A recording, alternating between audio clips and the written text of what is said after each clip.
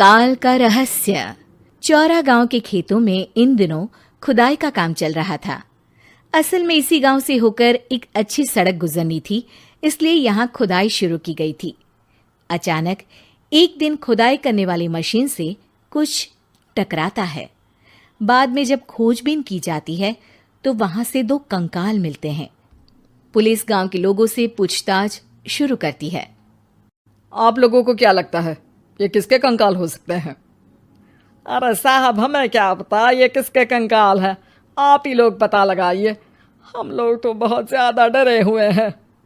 हाँ, हमारी forensic team अभी आ रही है। ये बताओ कि इस गांव के रहने वाला कोई जोड़ा गायब तो नहीं ना?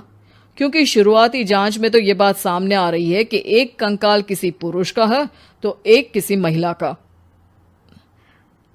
साहब, हमें तो बहुत डर लग रहा है। ऐसे कंकाल मिलने का मतलब गांव के आसपास ही किसी की हत्या हुई है या फिर किसी को जलाकर मार डाला गया है। हाँ साहब, हम अपने परिवार को लेकर बहुत ही ज्यादा परेशान हैं। देखिए, आप लोगों की परेशानी हम समझ सकते हैं, लेकिन आप लोगों को पुलिस का सहयोग करना होगा, क्योंकि आपके सहयोग के बगैर हम ये पता नहीं लगा सकते हैं कि आखिर ये किसके कंकाल है और इनकी हत्या किसने की। ठीक है साहब, गांव के लोग आपका पूरा सहयोग करेंगे। हाँ साहब, पूरा सहयोग करेंगे। तो फिर ठीक है, हम अपनी जांच शुरू कर देते हैं। कुछ दिन बाद जांच रिपोर्ट आ जाती है। पता चलता है कि ये कंकाल करीब 20 साल पुराने हैं, यानी 20 साल पहले किसी जोड़े की हत्या कर शव को यहाँ पर दबा दिया गया था। इंस्पेक्टर राघव, ये बताओ कि 20 साल पहले की मर्डर मिस्ट्री क्या अब सुलझ सकती है? हाँ सर, क्यों नहीं। लेकिन अब सबूत और गवाह काफी मिट गए होंगे। मुश्किल तो होगी, लेकिन शायद किसी परिवार को इंसाफ मिल सके। इंस्पेक्टर राघव, आप बिल्कुल सही कह रहे हैं। किसी परिवार को तो इंसाफ मिलेगा ही और किसी को उसके किए की सजा भी मिलेगी। जी सर, मैंने तो जांच शुरू भी कर दी है। 20 साल पहले इस गांव के 2 जोड़े अचानक कहीं गायब हो गए थे।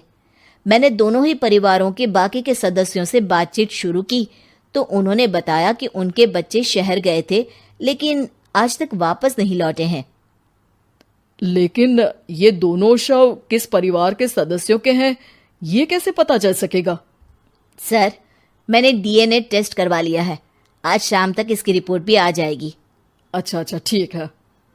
उसी शाम को सर, डीएनए रिपोर्ट के मुताबिक ये दोनों ही लाशें चौरा गांव के रहने वाले प्रधान सुल्तान सिंह के बेटे और बहू की है।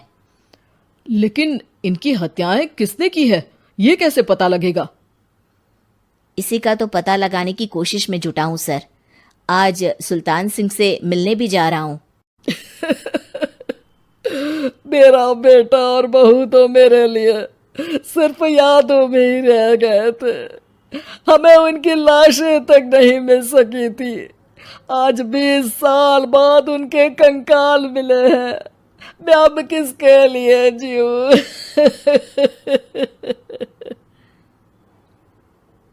लेकिन सर, क्या आपकी किसी से कोई दुश्मनी थी? अपने बेटे बहू की हत्या के लिए आप किसे जिम्मेदार मान रहे हैं? अब मैं किसका नाम बोलूं? मेरी तो किसी से दुश्मनी नहीं थी, बस मेरे बेटे बहू को कोई वापस ला पाता।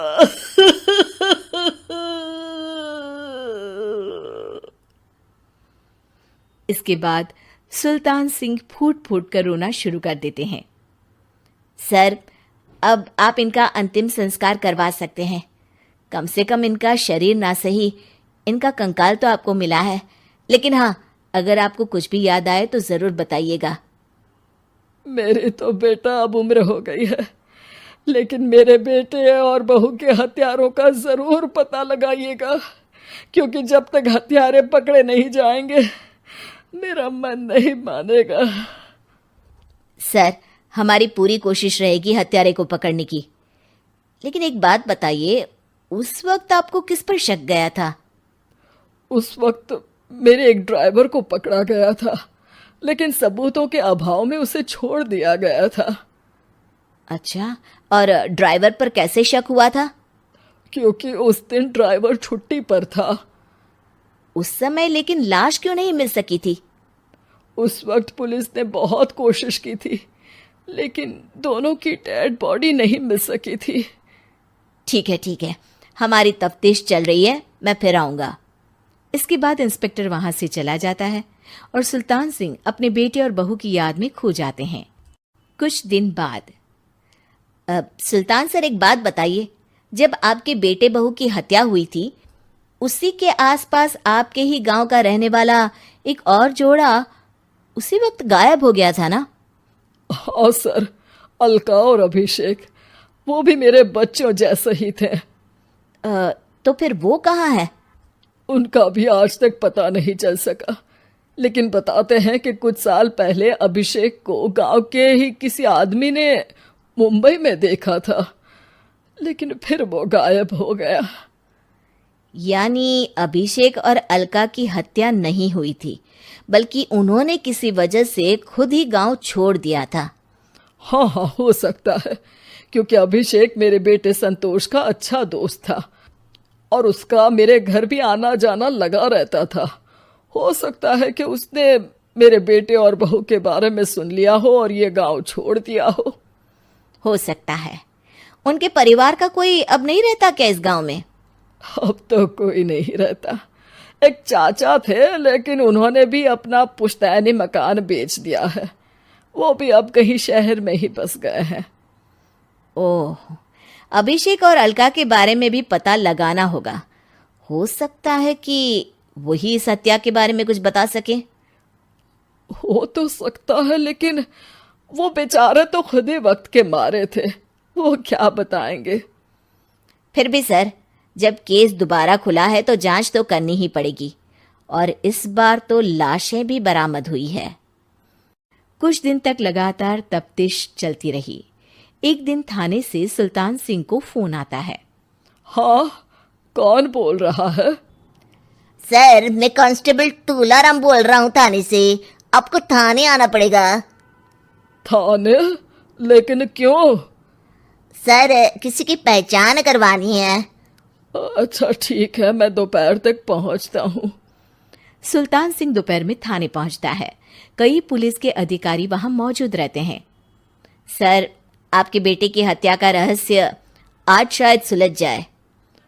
अच्छा इंस्पेक्टर राघव, पर वो कैसे? सर, उस आदमी को देखिए, क्या वही अभिषेक है? सुल्तान सिंह की आंखों में हैरानी से आंसू आ जाते हैं। हाँ सर, यही अभिषेक है। ये आपको कहाँ से मिला? सिर्फ अभिषेक ही नहीं, बल्कि इसकी पत्नी अलका भी इसके साथ है। मैडम, जरा अभिषेक की पत्नी को लाइए। जैसे ही अलका को पेश किया जाता है, सुल्तान सिंह जमीन पर गिर जाते हैं। सुल्तान सर, क्या हुआ आपको? आप अलका को देखकर गिर क्यों गए? सुल्तान सिंह सर पकड़कर बैठ जाते हैं।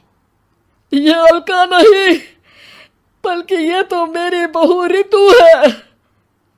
पूरा थाना एक दूसरे का मुंह देखने लगता है। क्या? इसके बाद हर किसी को दो कंकाल और हत्या का रहस्य समझ में आ गया।